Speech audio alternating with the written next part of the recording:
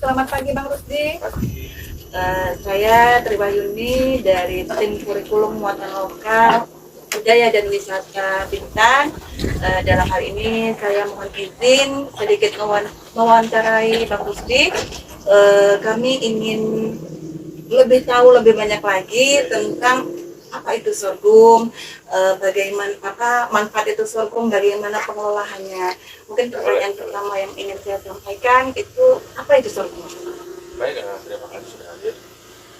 Sorghum kalau kita bicara secara luas agak panjang, jadi saya singkat aja bahwa sorghum ini adalah salah satu bahan pangan alternatif yang dikembangkan terutama di Indonesia. Pada dasarnya sorghum ini sudah sangat lama sekali karena pertama kali menurut penelitian itu ditemukan di Mesir kurang lebih 3000 tahun sebelum Masehi dan sudah digunakan di Mesir, kemudian berkembang ke seluruh dunia. Dan saat ini pengembangan sorghum yang terbesar itu ada di Amerika Serikat, kemudian Meksiko, Nigeria, dan India. Sementara di Indonesia juga sudah hadir masih pada zaman Belanda. Dan sekarang dikembangkan terbesar itu Jawa Tengah, Jawa Timur, Jawa Barat, dan di Yogyakarta. Kemudian ada di Sulawesi Tenggara Barat, Sulawesi Tenggara Timur. Di Sulawesi ada di Sulawesi Tenggara dan Sulawesi Selatan. Begitu, Pak. Jadi mulai kapan ini berdirinya, merintis perkebunan sorghum di Sungai Jeram ya ini? Oke, khususnya di Sungai Jeram ini kita baru kurang lebih setahun sih di sini. Dari awal kita mulai tahun 2022 yang pada awalnya petani-petani kelompok kami ini bertanam dengan berbagai macam variasi tanaman dan kita coba sorghum dari tahun 2022 kurang lebih bulan-bulan September atau Oktober seperti itu. Mengapa akhirnya kelompok tani milenial ini memilih sorghum sebagai utama ya? Kita coba dulu sebenarnya awalnya itu kita juga nggak tahu sorghumnya apa sih, boleh kita cari tahu. Kemudian juga ada pihak-pihak tertentu yang mencoba untuk mengusulkan coba dengan sorghum. Kemudian kami coba, ternyata dengan bimbingan dari berbagai pihak, kita bisa dikatakan sudah mampu menanam sorghum tersebut di Sungai Jeram. Jadi pihak yang mana saja nih? Dalam hal ini ada beberapa, terutama sekali pihak pemerintah. Pemerintah dalam hal ini pemerintah provinsi dan kabupaten. Bahkan beberapa waktu lalu tim dari Institut Pertanian Bogor sudah hadir untuk gimana cara membudidayakan dari segi pemasaran, kemudian dari pengolahan dan sebagainya itu dari ITB. Kurang lebih 2 bulan mereka di sini. Alhamdulillah kita sudah panen dari hasil tersebut. Gitu. Berarti respon dari pemerintah juga sangat luar biasa ya? Alhamdulillah karena ini juga pemerintah pusat juga menyarankan bahwasanya sorghum adalah salah satu andalan pangan alternatif nantinya di Indonesia pada umumnya. Jadi dari pemerintah daerah juga sudah ada andil ya untuk pengembangan perkebunan sorghum di sini ya? Sudah. Oke. Nah, sorghum ini kan selain nanti menghasilkan beras sorghumnya dan juga tepungnya ya, Mas ya, ada tepungnya. Apa lagi yang bisa dihasilkan dari sorghum ini? Oke, terima kasih. Sorghum selain daripada bulir yang akan kita gunakan untuk bahan pangan seperti nasi, dia juga bisa kita turunkan dari buahnya itu kita bisa menjadikan tepung, kemudian bisa diolah dari berbagai macam bahan pangan. Contohnya cookies, kemudian semprong dan kue-kue, sama halnya dengan gandum.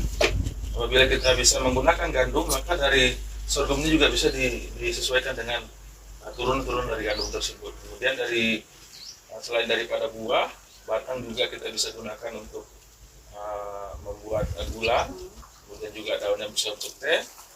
Sementara buah selain bulir daripada tepung itu kita bisa bikin kecap, kemudian juga kopi sorghum dan juga etanol dari batang tersebut dengan proses kimiawi seperti itu. Jadi intinya tuh sorghum itu bisa dihasilkan ya mulai dari bulirnya, batangnya, bahkan daunnya itu semua bermanfaat ya. Semua bermanfaat, itu akan multi lah. Ya. Kemudian kelebihan sorghum daripada gandum nih, pasti ada kenapa pemerintah mencanangkan lebih baik menanam sorghum daripada gandum.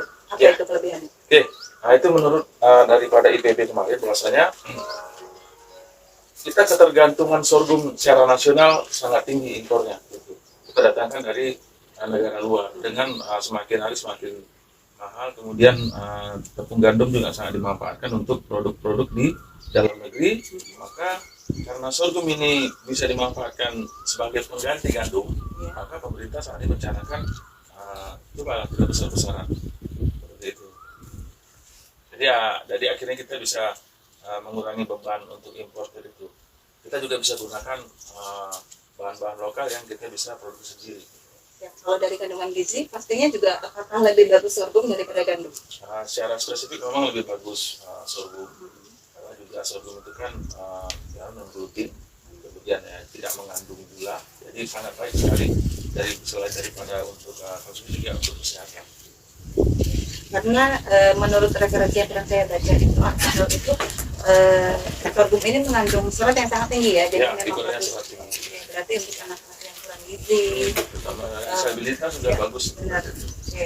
Berarti untuk anak yang stunting juga bisa ya? Stunting ya. Oke, siap. Dan juga untuk ibu-ibu yang akan diet itu kayaknya sangat bagus ya. Ibu-ibu diet, kemudian juga yang punya diabetes, karena ini nggak non gula ya. Oke. Nah, itu lebih bagus. Ya. Oke. Nah, kalau dari kelompok tani sorghum ini apakah sudah memunculkan produk turunan tadi, apakah sudah ada brandnya atau seperti apa? Kita sudah ada brand, kalau untuk di kelompok tani kami itu namanya Gemilang. Jadi sesuai dengan namanya sorghum Sungai Jeram. Dan itu kita sudah jadikan tepung, kemudian juga kue-kue yang sudah sebagian sudah kita pasarkan pada saat pameran-pameran tertentu. Selain itu kebun sorghum juga sudah membuka untuk destinasi wisata, dan beberapa sekolah juga sudah hadir beberapa waktu lalu, yaitu dari DIT, kemudian dari TK Muhammadiyah sudah pernah hadir, dan insya Allah itu akan kita lanjutkan berkesinambungan. Mudah-mudahan dengan bersama pemerintah dan petani dan dukungan semua pihak kita bisa buka wisata sorghum ini, insya Allah. Sangat menarik sekali jika nanti akhirnya perkebunan sorghum ini juga menerima untuk kunjungan edukasi ya, untuk anak-anak. Jadi penawaran apa yang bisa ditawarkan kepada sekolah apabila nanti berbondong-bondong nih Mas satu bintang tuh datang, Mas jadi apa yang bisa ditawarkan di sini? Kegiatan apa saja yang bisa dilakukan anak-anak di sini? Salah satu kegiatan itu adalah pemanenan nantinya. Kita sudah siapkan sorghum, jadi nanti kita akan buat cara berkala. Tidak putus ya? Tidak putus, insya Allah gitu. Jadi kita sediakan lahan, nanti siswa-siswa itu bisa langsung menanam, kemudian juga ada yang siap panen, kita ajak panen, kemudian dari produknya kita siapkan kompornya, kita siapkan kue-kuenya, kemudian juga gimana sih pengelolaan sorghum dari awal, dari panen, kemudian pengeringan, terus prosesnya untuk menjadi bulir dan sebagainya. Gitu. Jadi kita coba untuk wisata edukasi seperti itu. Oke, berarti ini sesuai dengan pembelajaran saat ini ya, project based learning. Jadi membuat project lah salah satunya, mulai dari menanam sampai nanti mengolah hasil-hasilnya. Oke, dengan kalau berjalannya perkebunan sorghum ini, kendala apa tuh Mas yang sudah dihadapi? Oke, kendala pasti ada. Yang pertama sekali hama ya. Hama ini hama burung yang paling utama. Hama ini burung emprit atau burung yang kecil itu, burung pipit pada bahasa umumnya. Kemudian juga cuaca karena cuaca sangat mempengaruhi. Memang sorghum ini tahan terhadap berbagai cuaca, hanya saja nanti dalam proses tumbuh dari berbuah akan ada masalah di mungkin kelembaban yang tinggi. Contohnya kita di belakang itu kalau tidak dibungkus itu burung akan berbondong-bondong hadir. Kalau kita bungkus dalam cuaca yang kurang bagus, dalam ini hujan, itu akan lembab dan bisa tumbuh akhirnya membusuk. Seperti itu kendalanya. Kemudian juga modal ya, sama modal. Mudah-mudahan pemerintah juga bisa menangani ini, karena kita sudah koordinasi dengan pemerintah sudah berjanji untuk memberikan modal awal seperti itu, dan bimbingan-bimbingan yang diperlukan nantinya.